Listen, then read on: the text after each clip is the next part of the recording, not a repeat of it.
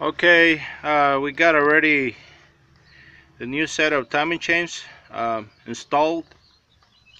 We see how we got in alignment the upper camshaft, driver side, aligning with the eye mark right there. You can see that.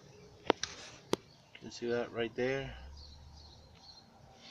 Then we got the new guides, new timing chain tensioner. Got the new timing tensioner, and we got the new guides already installed in there. You can see the mark right there. Line up. Then we're gonna see on the bottom.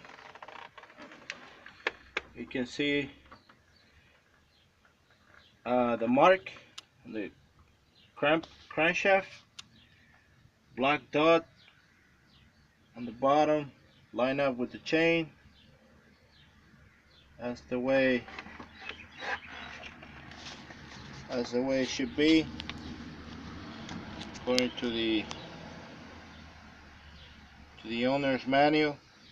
Actually, both chains, black dot, black link, are lined up in the same position.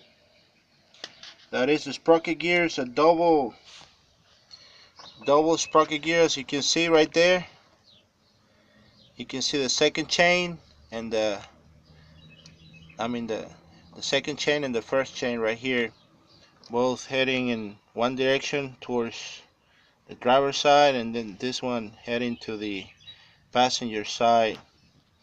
The You see that dot is the crankshaft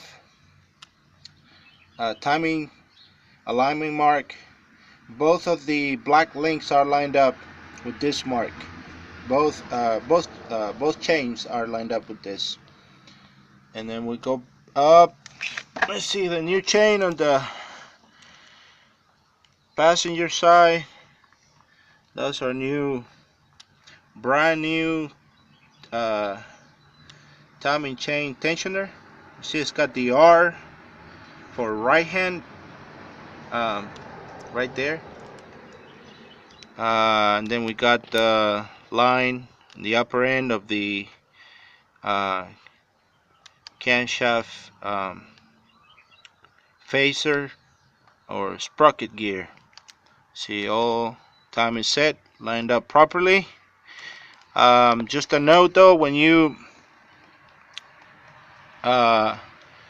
remove the timing chains, make sure you put on the back of it right here, make sure you put a mark just to double check, make sure it's properly lined up. Do this in both cans.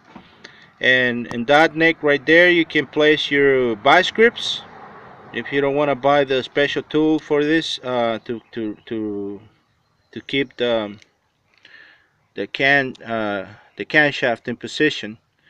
You can do this in both ends, both heads, both cans. You can just put a vice grip on that neck right there. We see that black dot. That's my own mark right there. Just double checking. You can place in that, and there you have plenty of space. You can put your vice grip right there and hold it in position.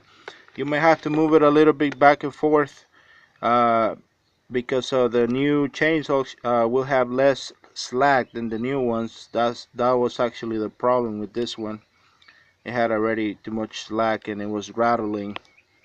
But other than that, it's not really that much of a trouble. Now we're gonna start cleaning up and making sure that we remove all the debris, and we can then re-silicone this and get it going. So this is a 2010 Ford F-150 3-valve engine, 4.6. There's another there's two different kinds of 4.6. The ones that got the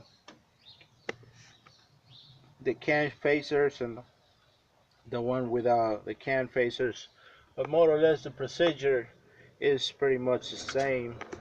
You can see here the